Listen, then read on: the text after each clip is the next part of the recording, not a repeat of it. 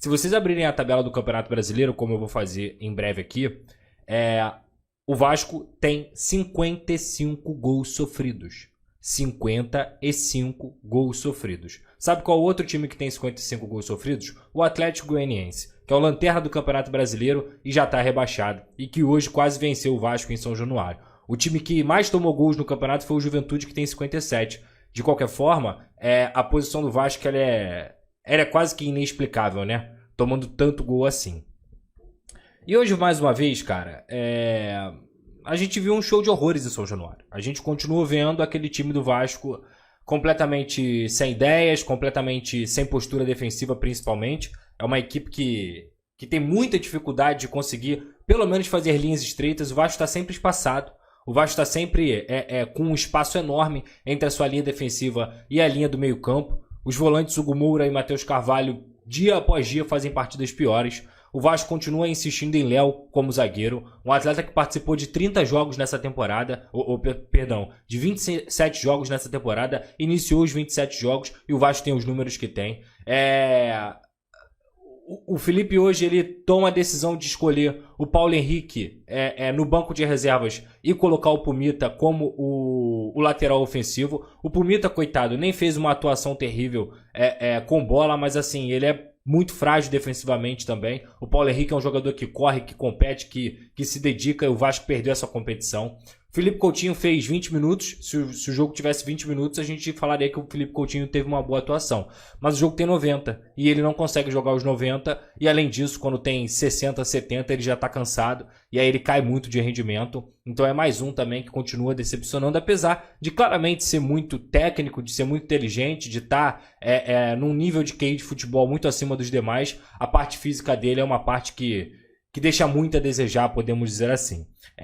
Outro ponto também, o Felipe, apesar dele falar que não entende como um 4-3-3, talvez ele entenda como um 4-3-2-1, um 4-2-3-1, perdão, com o Alegria junto com o Coutinho e também o Ryan e só o Verratti na frente, mas a verdade é que do time do Rafael Paiva muito se viu.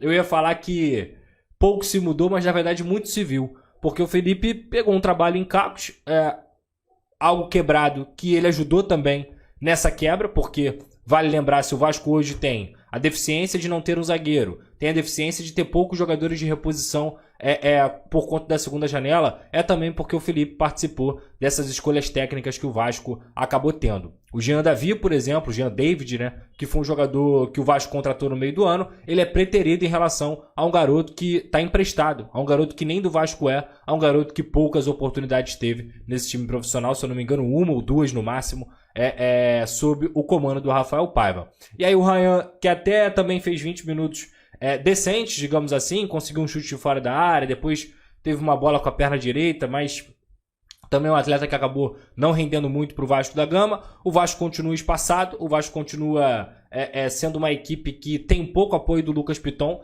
que é a sua principal arma pelos lados do campo dentro da temporada, é o segundo jogador que mais participa de gols, e mesmo assim não conseguiu utilizar o Lucas Piton, não conseguiu potencializar ele. Por exemplo, o Pumita, que é lateral direito, e mesmo sem ter um grande jogo ali associativo pela ponta direita, ele é um cara que foi até mais perigoso que o Piton. O Leandrinho entra e também vai muito mal, a grande verdade é essa.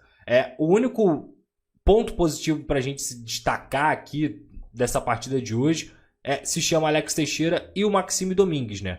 O Maxime Domingues e o Alex Teixeira, que eram muito mal aproveitados pelo Rafael Paiva e que hoje entraram e conseguiram fazer bons jogos, conseguiram fazer com que o Vasco não tivesse um vexame ainda maior do que aconteceu hoje em São Januário, que seria a derrota para o lanterna e já rebaixado Atlético Goianiense.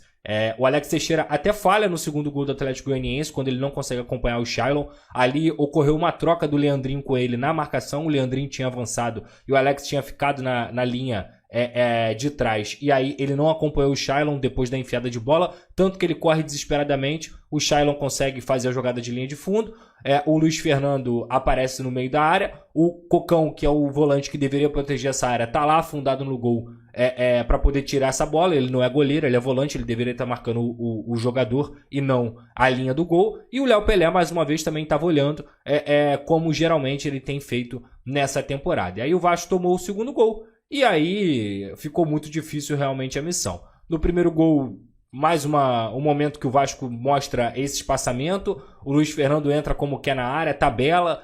O atacante do Atlético Goianiense consegue fazer um pivô ali em cima do Léo Pelé. Ninguém vem para fazer a cobertura, a dobra ali nesse pivô. E aí o Luiz Fernando, que é um bom jogador, que é um atleta que inclusive recentemente no Twitter eu falei que era um jogador que poderia ser pro Vasco observar, e teve um monte de gente falando que o Luiz Fernando não servia pro Vasco. Eu queria saber se essas pessoas torcem pro Real Madrid, porque assim, no Vasco da Gama, o Luiz Fernando seria titular absoluto. Ele é muito melhor do que todos os pontas que o Vasco tem. E isso não quer dizer que o Luiz Fernando é um craque. Outro jogador também que eu citei, e o pessoal falou assim, não, Bolasie não. E ele fez 2 gols hoje contra o Corinthians. Então assim, são jogadores que, pela situação terrível que o Vasco se encontra, mesmo jogando em times menores, seriam titulares aqui. E o Luiz Fernando hoje quase que deu uma vitória para o Atlético Goianiense. Inclusive, desse time do Atlético Goianiense, é o único jogador que eu considero um bom jogador que realmente conseguiu se salvar nessa temporada terrível do Atlético Goianiense. Inclusive, essa temporada terrível do Atlético Goianiense mostra como o time do Vasco é o time que menos compete na Série A. Se a gente for contar os últimos 2 meses de futebol, é possível que o Atlético Goianiense tenha apresentado um futebol um pouco mais aceitável do que o Vasco da Gama, mesmo sendo lanterna e mesmo sendo um time que já está rebaixado. O Vasco hoje ele conseguiu a proeza de, novamente, repito, tomar 2 gols do pior time do campeonato. Novamente, repito, ter 55 gols, que é o mesmo número de gols do pior time do campeonato. Galera, eu sou o mais novo parceiro da Golcase, tá? Essa garrafa aqui, personalizada, ó, Pedrosa, Golcase. A menorzinha, essa aqui é mais prática, pra galera que leva pro trabalho. Esse copo da Golcase, que você pode inclusive também personalizar. Pode colocar o seu nome também, tá? Olha como a Golcase é absurda. Ó. Tem mochila do Vasco da Gama, carregador portátil Vasco da Gama da Golcase, capinhas, toma, Pedrosa 10. O link tá aqui na descrição, no site da Golcase. Tá ocorrendo na Golcase, inclusive, a Go Black. Você compra uma capinha e ganha outra, entre outros descontos que tem acontecido lá também. Vários produtos oficiais da Golcase para você poder aproveitar. Vai lá, utilize o cupom Pedrosa, não deixa de utilizar o cupom Pedrosa lá na Golcase para você me ajudar também. Não adianta só eu te ajudar, você tem que me ajudar a te ajudar. E lá na Golcase você tem essa oportunidade também de pegar vários produtos oficiais. Aproveita a Go Black que tá rolando e tem vários descontos lá também. Vem pra Golcase. Não esquece de apontar sua câmera pro QR Code aqui da Golcase ou clicar no link da descrição, tá bom? Agora o recado da Simples Reserva, a nossa parceira também aqui, cupom Pedrosa10, você tem 10% de desconto. A Simples Reserva é a nova parceira do canal do Pedrosa e ela tem um conceito que o nome já traduz. Simples, é roupa de qualidade sem preço astronômico. Pra mim, a ideia de estar bem vestido também é saber ser simples, onde quer que você esteja. Seja no trabalho, no lazer, com frio ou calor, é o que faz parte do seu dia a dia. E apontando a câmera do seu celular para esse QR Code aqui na tela ou clicando no link da descrição, você pode usar o cupom Pedrosa10 e ganhar 10% de desconto na Simples Reserva. Seja para homens, mulheres ou crianças. Ficou fácil estar bem vestido e num preço bom também. Quer saber mais? Clica lá, vem comigo, tamo junto.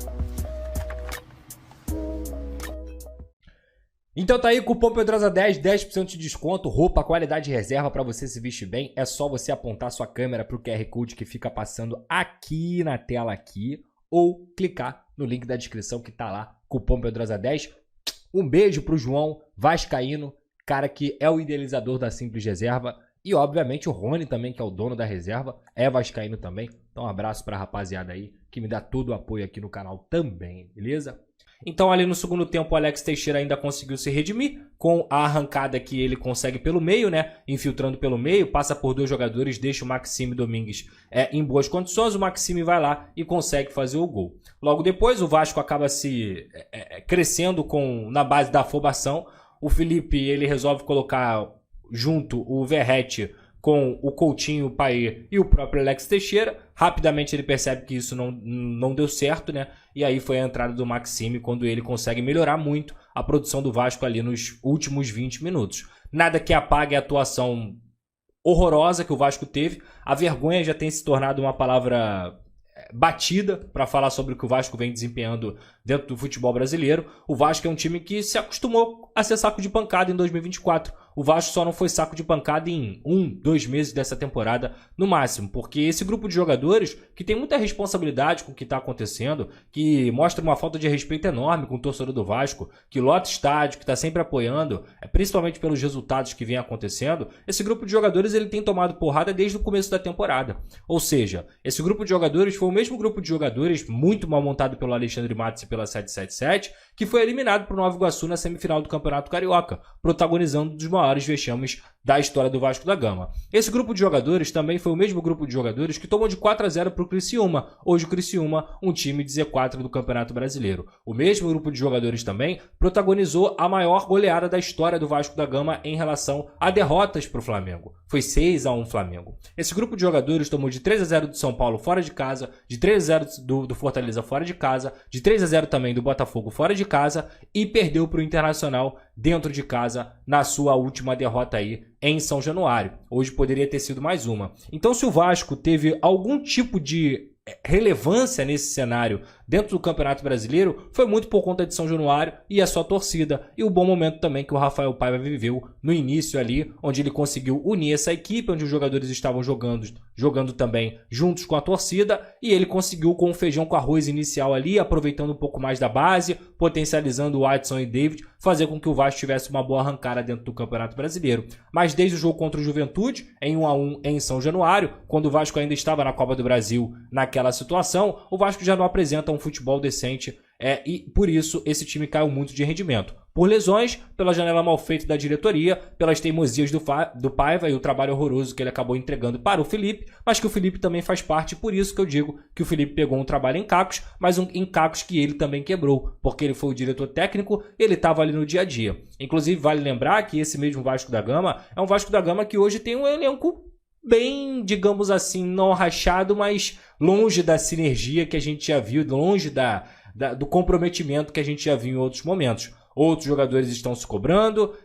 O presidente Pedrinho falou que prefere vestiário quente, mas de quente o vestiário do Vasco parece não estar tendo nada. Porque me parece que a cobrança é muito pouca. Esse departamento de futebol montado pelo Pedrinho com o Marcelo Santana e o Felipe não consegue se mostrar capaz de conseguir reverter a ponto de demitir o técnico e não conseguir vencer um jogo dentro de São Januário contra o Lanterna do campeonato. Então o Vasco, em relação ao trabalho do Rafael Paiva, continuou sendo o mesmo. O fato novo, que é muito conhecido dentro do futebol brasileiro, não durou nem 20 minutos, quando o Atlético Goianiense conseguiu fazer o gol, e aí o resto foi só realmente algo para poder não tornar a partida de hoje tão vergonhosa como já foi. Independentemente de ter sido empate, o cenário que a partida de hoje foi desenhado é um cenário de terror, é um cenário vergonhoso. E para aqueles que inclusive acham que eu defendi o Felipe por eu ter falado que ele pegou um trabalho em cacos, vale lembrar que essa semana no SBT Esportes Rio, uma coisa que eu disse muito claramente o Pedrinho vai estar cometendo um grande erro, um crucial erro, se ele achar que o Felipe pode ter condições de ser técnico do Vasco para 2025. Porque o Felipe foi um grande jogador, é um ídolo do Vasco, mas os trabalhos dele como técnico são muito ruins, que em nada o credenciam para ser técnico profissional do Vasco da Gama. Então o Vasco da Gama, como primeiro objetivo para 2025, tem que conseguir contratar um grande técnico que possa comandar jogadores limitados, mas que pelo menos façam o Vasco competir, façam o Vasco se entregar e ter respeito com a camisa desse time. Coisa que poucos jogadores desse elenco, talvez um Léo Jardim, um Verratti, pouquíssimos jogadores desse elenco estão tendo aí dentro dessa reta final, principalmente. É um comodismo, é uma normalização das derrotas, é uma normalização dos vexames e tá tudo bem. Para eles, tá tudo bem, assim, me parece que tá tudo bem, mas assim, é uma obrigação muito grande que eles consigam ir atrás de um grande técnico, porque não adianta você ter grandes estrelas dentro do seu time se o teu técnico não consegue fazer esse time render, se ele não cobra postura, se ele não é moderno, se ele não estuda o time adversário, se ele não consegue pelo menos tirar a entrega desses jogadores. Mas é claro que eu também não posso ficar aqui me reduzindo ao técnico. O técnico hoje ele só consegue trabalhar se ele tiver material humano, mesmo que esse material humano seja limitado, esse material humano tem que ter saúde, esse material humano tem que ter entrega, esse material humano tem que ter condições de desempenhar 30, 40 jogos na temporada. Hoje seu elenco tem que ter pelo menos 18 titulares do mesmo nível, e o Vasco, enquanto não trocar o perfil de contratação, enquanto não trocar e fizer uma reformulação bem grande dentro desse elenco, vai continuar sendo um saco de pancadas, porque o que a gente viu durante a temporada 2024 inteira foi o Vasco sendo um saco de pancadas.